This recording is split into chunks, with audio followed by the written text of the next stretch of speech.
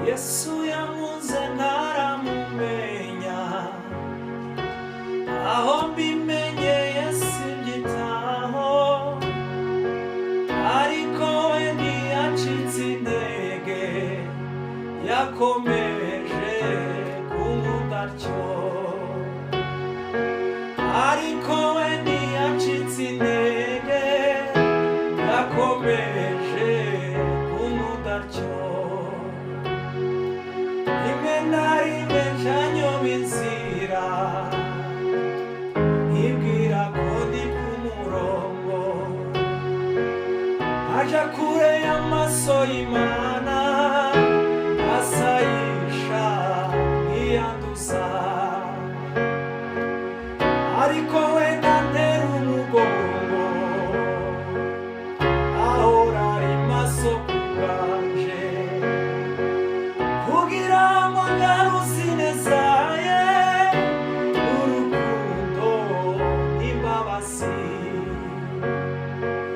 Kugira ngo angaruze ineza ye, n'urukundo n'imbabazi. Rimwe na rimwe njanyoba inzira, nkibwira ko ndi ku murongo, aja kure y'amaso y'Imana, asayisha nkiyanduza. Ariko we ntantera umugongo, ahora ari maso ku bwanje, kugira ngo angaruze ineza ye, n'urukundo n'imbabazi. Kugira ngo angaruze ineza ye, n'urukundo we n'imbabazi.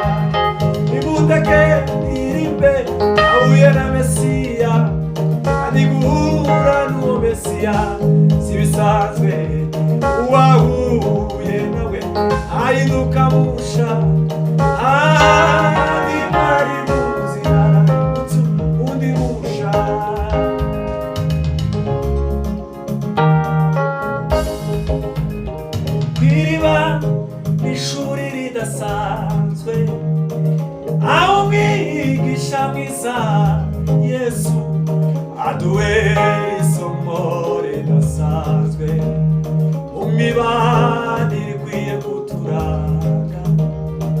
Tugira ibyo tudahuza, ibintu bizahoraho kugeza ku iherezo ry'isi, ariko ntibikwiriye tubaho duhanganye turebana ingwe.